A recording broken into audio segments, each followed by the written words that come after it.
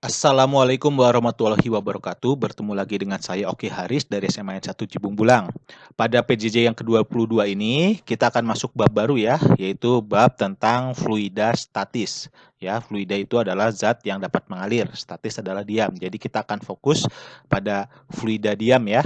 Nah, pertama-tama kita akan bahas materi tentang tekanan ya untuk materi fisika SMA kelas 11 semester 1. Pertama-tama kita akan bahas persamaan umumnya terlebih dahulu. Persamaan umum tekanan mungkin di SMP sudah pernah dibahas ya. Tekanan persamaannya adalah P sama dengan F per A ya. F dibagi A, di mana F adalah gaya dan A adalah luas penampang. Nah, di sini untuk bab ini kita akan fokus pada hidrostatis ya. Jadi kita akan membahas tentang tekanan hidrostatis. Hidro adalah zat liquid ya, zat fluida. Statis adalah diam, berarti kita akan membahas tekanan pada fluida yang diam ya. Nah, sebenarnya persamaan umum untuk tekanan hidrostasis menggunakan persamaan umum tekanan yang di atas, di mana F-nya itu biasanya menggunakan gaya berat ya, mg. Nah, jadi kalau ada bejana seperti ini diisi oleh air, airnya diam atau zat cair lainnya ya. Nah, F-nya itu gayanya adalah merupakan gaya berat, di mana F sama dengan mg. Dan kita ingat hubungan F dengan massa jenis ya Rho ya. Rho sama dengan massa dibagi volume, sehingga massa sama dengan Rho dikali volume. Jadi mg itu Rho dikali volume. Nah, kalau kita lihat di bejana ini, ada air, ada ketinggiannya, terus ada luas penampangnya. Maka volumenya adalah luas penampang dikalikan dengan tinggi ya. Ketinggian dari bejana, ketinggian dari tinggi kolom cairan ya dalam bejana. Nah, kalau kita gabungkan persamaan F-nya volume ke dalam F dan F-nya ke dalam tekanan, maka didapatkanlah bahwa F sama dengan Rho kali A kali H kali G per A. Nah, di sini A-nya bisa kita coret, didapatkanlah persamaan umum hidrostatis P sama dengan Rho kali G kali H. Ingat ya, Rho kali G kali H. Bedakan dengan rumus gaya. Rumus gaya kan Rho GV ya. Kalau di sini tekanan hidrostatis adalah Rho GH. Ini adalah persamaan umum untuk tekanan hidrostatis. Jadi tekanan yang disebabkan oleh fluida yang diam. Nah, selain fluida yang diam, kalau kita lihat di gambar di atas cairan ini terdapat udara ya. Jadi ternyata di luar dari tekanan hidrostatis ini ada yang disebut dengan tekanan udara luar ya. Tekanan udara luar atau disimbolkan dengan P0 ya, disebabkan oleh udara. Nah, di permukaan laut ya, dekat permukaan laut, tekanan udaranya adalah 1 atm atau 76 cm Hg ya. Ini nanti ada sejarahnya oleh Tori Kelly ya, ditemukannya menggunakan alat ukur tekanan raksa ya. Nah, ini P0-nya adalah 1 atm, di mana 1 atm ini kalau kita konversikan dalam satuan internasional sama dengan 1,013 kali 10 pangkat 5 Newton per meter persegi. Biasanya digenapkan menjadi 10 pangkat 5 saja agar memudahkan perhitungan ya. 10 pangkat 5 Pascal. Itu tekanan udara luar. Nah, akibat ada tekanan udara luar, jadi tekanannya ternyata disebabkan ada tekanan udara luar, ada juga tekanan hidrostatis. Maka ada yang disebut dengan tekanan mutlak ya, tekanan mutlak.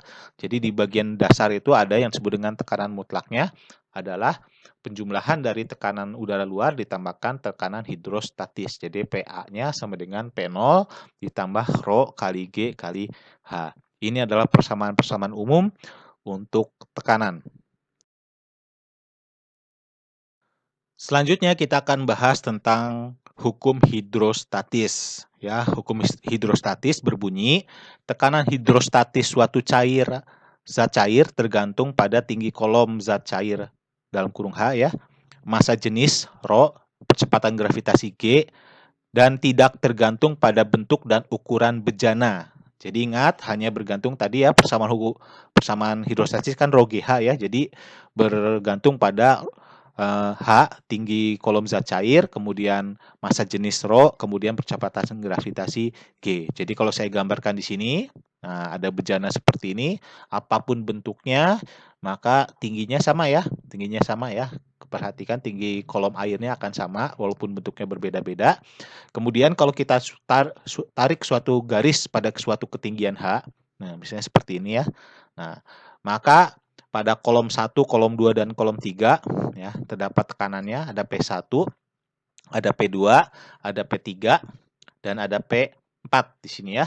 Nah, jika ketinggiannya sama ya, pada ketinggian yang sama, maka tekanannya akan sama pula sehingga P1 sama dengan P2 sama dengan P3. Jadi tekan hidrostatis itu bentuknya apapun ya, cuman kalau ketinggiannya sama itu adalah sama ya. Jadi tidak tergantung pada bentuk dan ukuran. Jadi mau volumenya besar, mau volumenya kecil, kalau ketinggiannya sama itu tekanannya sama. Itulah hukum hidrostatis. Selanjutnya ada hukum Pascal. Hukum Pascal berbunyi, jika tekanan eksternal diberikan pada sistem tertutup, tekanan pada setiap titik pada fluida tersebut akan meningkat sebanding dengan tekanan eksternal yang diberikan. Jadi kalau saya gambarkan di sini, ya, ada suatu sistem hidrolik ya, di mana di sebelah kiri ada penampang yang kecil, di sebelah kanan ada penampang yang besar. Berdasarkan hukum hidrostatis yang di atas, bahwa kalau kita ambil titik P1 dan P2 ya, maka P1 akan sama dengan P2. Ingat, rumus tekanan adalah F dibagi A. Maka F1 per A1 sama dengan F2 per A2. Di mana F1 adalah gaya pada pipa kecil, A1 adalah luas penampang pada pipa kecil yang sebelah kiri ya. Nah, kemudian yang di sebelah kanan, pipa sebelah kanan adalah ada F2, gaya yang bekerja pada pipa besar, kemudian A2 adalah luas penampang pada pipa besar. Nah, sistem hidrolik hukum Pascal ini banyak diterapkan dalam kehidupan sehari-hari.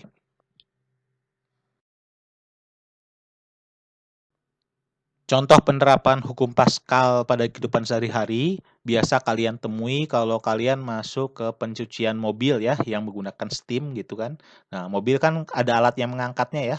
Untuk alat mengangkat mobil itu menggunakan sistem hidrolik, menggunakan penerapan hukum dari hukum Pascal ya. Jadi saya contohkan di sini ya. Pada sebuah pencucian mobil terdapat perangkat hidrolik dengan luas penampang pipa kecil 2 cm persegi dan luas penampang pipa besar 1 meter persegi, seperti pada gambar. Jika massa mobil 1 ton, tentukan gaya F minimal untuk mengangkat mobil. Jadi kita akan memberikan gaya F di pada pipa kecil sebelah kiri sehingga di sebelah kanan mobilnya bisa diangkat. Nah, di sini yang kita ketahui pertama pada pipa kecil itu luasnya adalah 2 cm persegi. Berarti A1-nya ya. A1-nya 2 cm persegi. Nah, perhatikan satuannya adalah cm persegi. Maka akan kita ubah ke meter persegi. Sehingga A1-nya adalah 2 cm persegi sama dengan 2 kali 10 pangkat min 4 meter persegi. Ingat ya, persegi, cm persegi ke meter persegi ya. Kadang-kadang suka lupa di sini ya. Hati-hati, cm ke meter berbeda dengan cm persegi ke meter persegi. Nah, ini dibaginya 100 ya. Jadi dibaginya 10.000 sehingga 10 pangkat min 4. Sementara kalau senti ke meter kan hanya dibagi 100. Kalau cm persegi ke meter persegi dibagi 10.000 karena ada pangkat 2-nya ya. Nah, selanjutnya yang diketahui adalah luas penampang pipa besar 1 meter persegi ya. 1 meter persegi ini sudah menggunakan satuan internasional, berarti satuannya sudah setara. Nah, jika massa mobil 1 ton, berarti diketahui M-nya adalah 1 ton. 1 ton adalah 1000 kg ya, 1000 kg. Tentukan gaya F minimal ya, minimalnya berapa F-nya. Berarti yang ditanya adalah F. Baik, kita menjawab menggunakan persamaan hukum Pascal di mana F1 per A1 sama dengan F2 per A2. Kita lihat F1-nya adalah gaya pada pipa kecil. Kebetulan yang ditanya ya, F1-nya adalah F, F2-nya adalah gaya berat mobil ya, mg, berarti F2-nya adalah mg. Sehingga persamaannya adalah F per A1 sama dengan mg per A2. A1 di ruas sebelah kiri bisa kita pindahkan ke ruas sebelah kanan. Menjadi F sama dengan mg kali A1 dibagi dengan A2. Kita masukkan M-nya 1000, gravitasinya adalah 10, A1-nya adalah 2 kali 10 pangkat min 4 dan A2-nya adalah 1 meter persegi. Nah, kita kalikan 1000 kali 10, 10.000 ya. Kali 2 kali 10 pangkat min 4. Habis ya ternyata ya 10-nya. Nah, berarti tinggal 2 dibagi 1, hasilnya adalah 2 Newton. Nah, kita lihat. Mobil masanya 1 ton. Ternyata cukup menggunakan gaya sebesar 2 Newton. Jadi ringan sekali ya mengangkat mobil. Nah, inilah yang disebut dengan sistem hidrolik ya. Jadi penerapan hukum Pascal banyak sekali di kehidupan sehari-hari. Kalau kalian lihat-lihat mesin alat berat ya, banyak sekali sistem-sistem hidrolik di situ. Kenapa? Karena dengan gaya yang kecil kita bisa mengangkat beban yang berat. Dan masih banyak lagi penerapan dari sistem hidrolik ini.